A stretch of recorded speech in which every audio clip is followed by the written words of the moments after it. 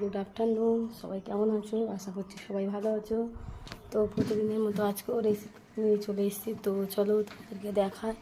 তো দেখো আমাদের এখানে আকাশের ওয়েদারটা কেমন, মেঘলা মেঘলা দেখো,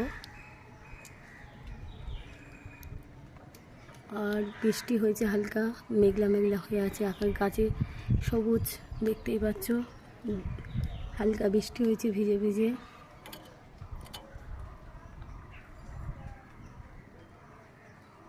চলে এলাম, চলো।